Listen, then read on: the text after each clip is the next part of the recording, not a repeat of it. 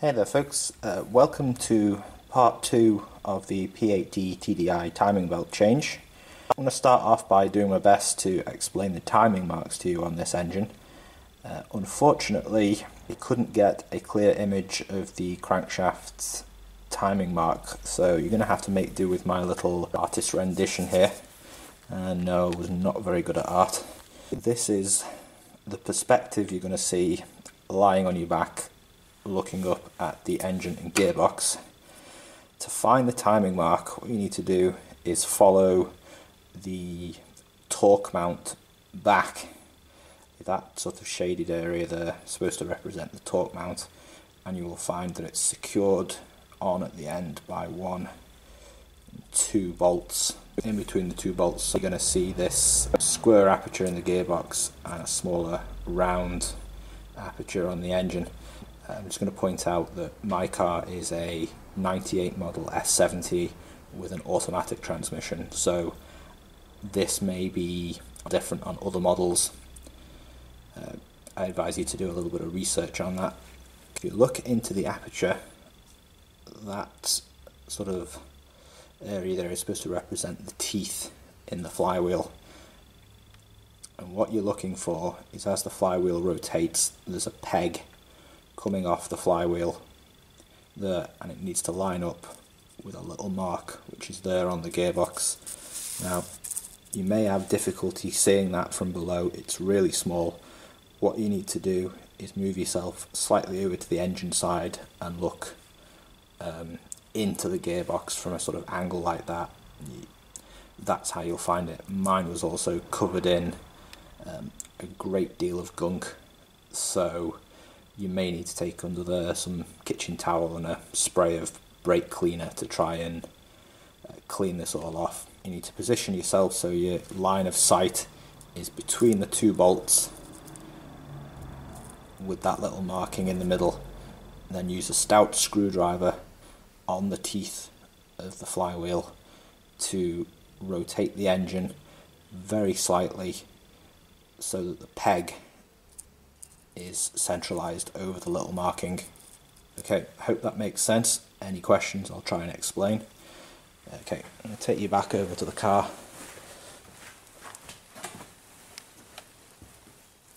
Okay, having got the crankshaft on time, you need to make sure that the injection pump is more or less on time. And if you look down here, you can see there's those 2 little raised areas. The gap in between is the timing mark on the engine. If you look just below, there's a bolt there. That is the locking bolt for the injection pump. Timing mark on the pump itself is very difficult to find. If you look where I put that Tipex mark, just behind it, it's not a particularly clear image. There's just a little square marking there where there's a little bit of metal missing. In order to help you find that, let's come from this angle, it's actually more or less behind one of these 4 holes. I've marked mine up with Tipex to make it clear. Now, I'll also say that the injection pump actually only runs at half the speed of the crankshaft, so it's possible that you time the crank up perfectly on its mark and the injection pump mark is actually over this side, so you need to roll the engine over another revolution to get that where it's supposed to be. So the crank is perfectly on time. The next thing you need to do is to lock the injection pump in position, and you do that by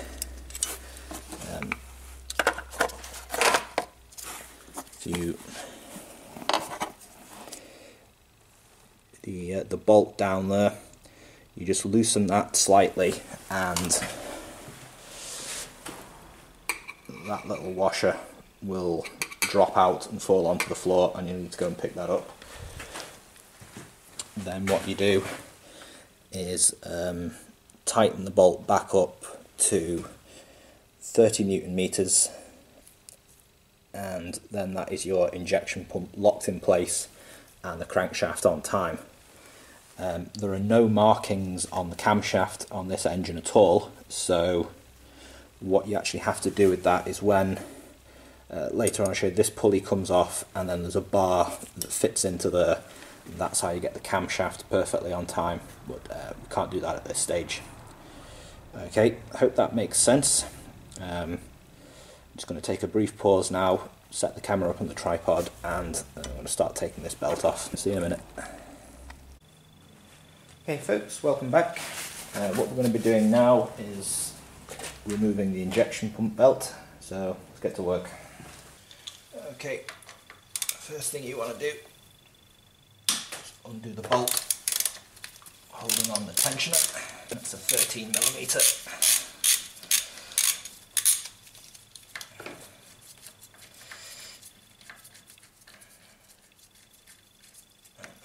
Remove that from the car completely, and then the belt will come loose and come off.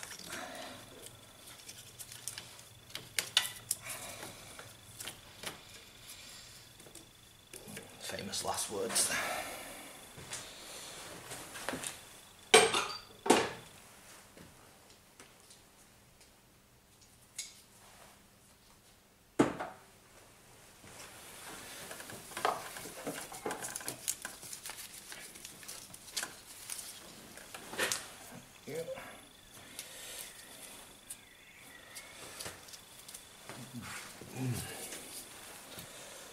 See there, the old belt is actually in pretty good shape, but I've got absolutely no idea how old the belts actually are. The last documented change was in 2002 at 55,000 miles, so I'm going to err on the side of caution and replace everything, because although I found some evidence that the job has actually been done twice, it's found two different sets of Tipex markings that were put on before I started. I don't know how long ago the second change was done, and I don't know what was changed at either change, so I'm just going to go ahead and replace a lot of it. Next, I'm going to remove the nut holding the idler pulley onto its stud.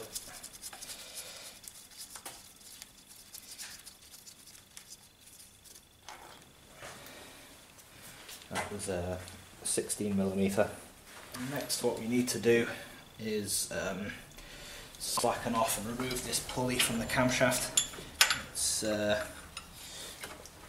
very important that you use a counter hold tool when doing this, so that you don't strain the camshaft, because you can put micro fractures into it, and that will cause the camshaft to break further down the line.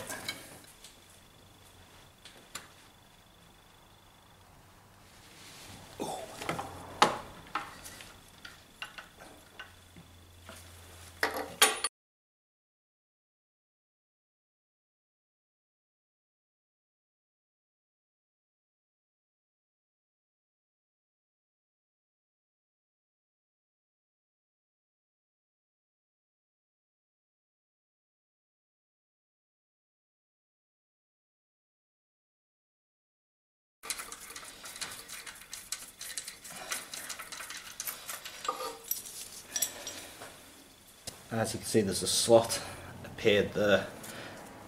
That's where you're going to insert the locking tool to keep that camshaft on time.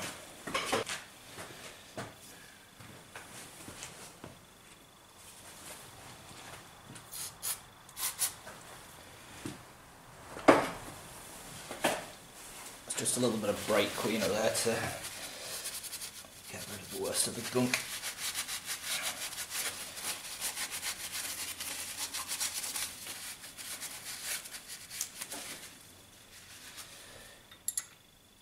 Don't be alarmed if that doesn't fit straight away, the belts on this engine are known to stretch. So if the main timing belt has stretched and the pump belt has also stretched, by the time you put the crankshaft on time, both the cam and the pump can be out of time because of the amount the belts have stretched.